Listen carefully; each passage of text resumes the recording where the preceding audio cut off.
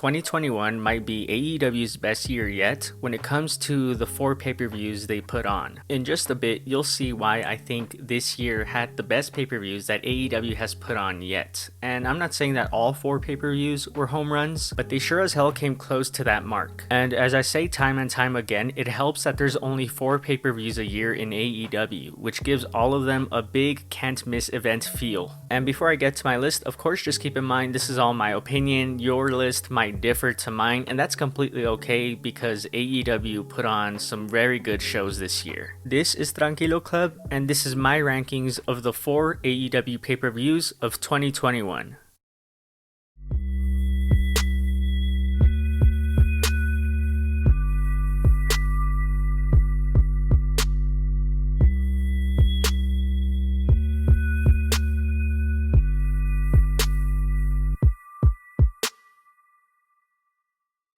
Starting off at number 4 is AEW Revolution 2021, and I feel like this is one that the majority will agree with. Of course, this show is only remembered for one thing now, and it's the botched explosion in the exploding barbed wire deathmatch between Jon Moxley and Kenny Omega, which is a shame because that match was actually pretty good up until the post-match. Besides the exploding barbed wire deathmatch, the most hyped thing heading into this show was the announcement of who the Hall of Fame level signing was that they had teased earlier that week on Dynamite. And of course, when that announcement was made on Dynamite, people started speculating like crazy, and they started making all these crazy predictions, all these unrealistic predictions. And then when Christian ended up being the big reveal, everybody was underwhelmed. Well, more like everyone who was expecting Brock Lesnar, CM Punk, or even John Cena was a name I saw being thrown out there. Those people ended up being underwhelmed. Anyway, besides that, the rest of the card for this show felt more like for a TV special rather than a pay-per-view. This show actually ended up happening one day after my birthday, so thanks a lot AEW. I actually think this is the weakest pay-per-view they've ever done. I really enjoyed Darby Allin and Sting versus Team Taz. I really do think that was the highlight of the entire show. Besides that, there was a lot of matches that, like I said, felt better suited for TV specials like Hangman versus Matt Hardy, the Young Bucks versus Jericho and MJF, Hikaru Shida versus Ryo Mizunami, and that clusterfuck of a ladder match for the brass ring.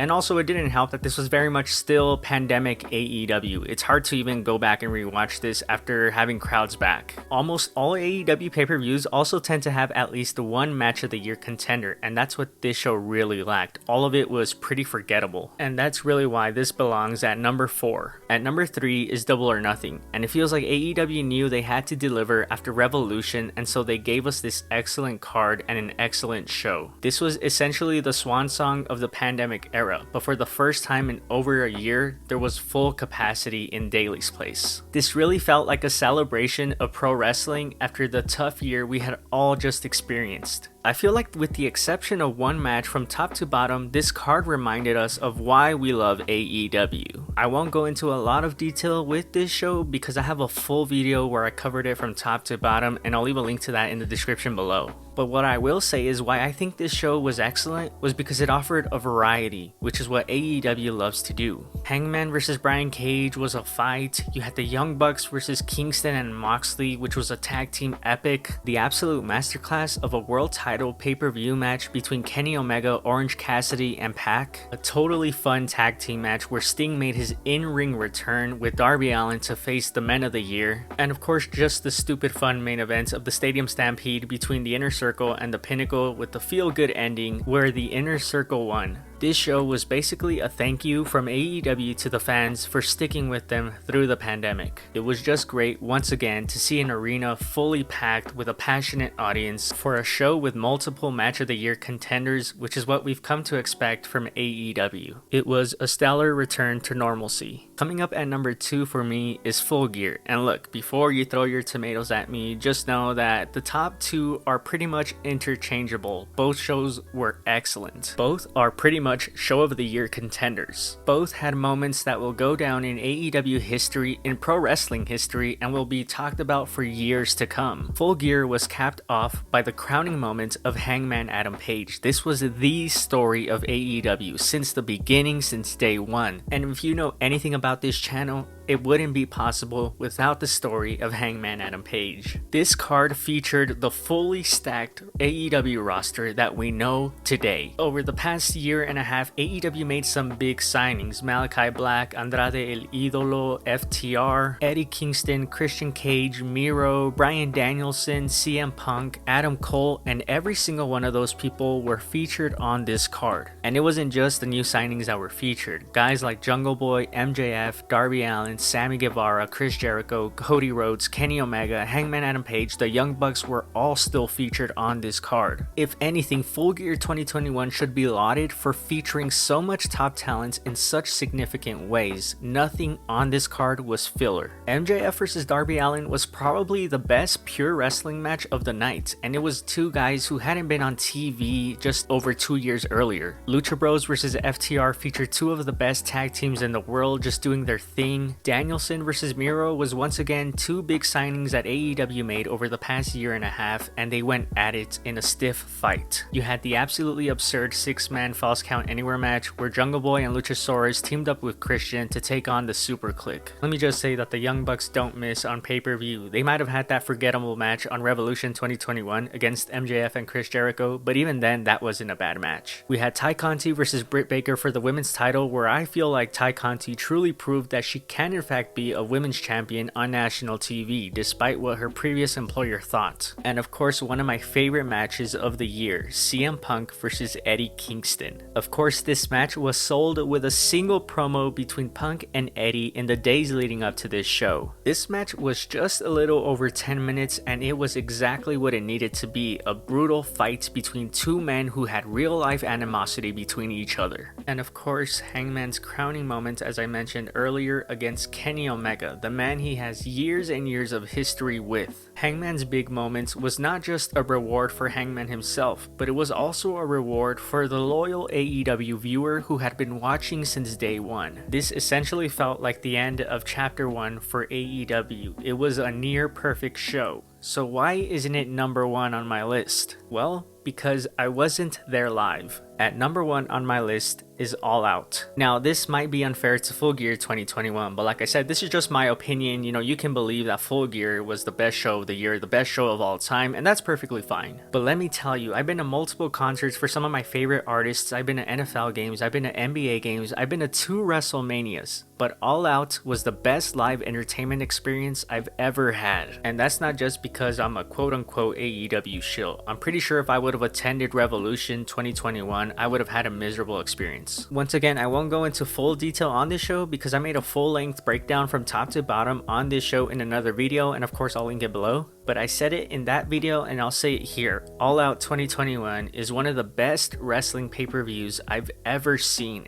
And yeah, maybe it was just the live experience. Maybe it was the live experience of me getting to sing Wild Thing while Jon Moxley makes his entrance. Maybe it was the live experience of me getting to cheer on the Lucha Bros as they finally won the AEW Tag Team titles in an all-time classic cage match against the Young Bucks, mind you. Maybe it was the live experience of being there in attendance for CM Punk's in-ring return after 7 long years. Maybe it was the live experience of getting to see one of the best endings to a wrestling pay-per-view ever when Adam Cole and Bryan Danielson made their AEW debuts. I see a lot of people trying to discredit this show now by saying it'll only be remembered for the debuts, but no man, I was there live and it was much more than that. The undercard for this show was also excellent. Miro and Kingston killed it, Britt Baker had her best singles match on pay-per-view yet, and even a match that I wasn't really interested in MJF vs Jericho ended up winning me over. Hell, even the Battle Royal was lots of stupid fun. This would also be the last pay-per-view where Kenny Omega would successfully defend his world title, and as a huge fan of his, this is why this show will also always hold a special place in my heart. Why I have this at number 1 is not just because I was there live, it's because AEW put on a show that kept us alive throughout the whole night, and because of that, it gave me an experience that I'll never forget. Whether your list is different from mine doesn't matter, because we can all agree that AEW put on some great wrestling pay-per-views this year, and they'll have a lot to live up to in 2022. But if we can all agree on one thing, is that AEW pay-per-views are the gold standard for American professional wrestling.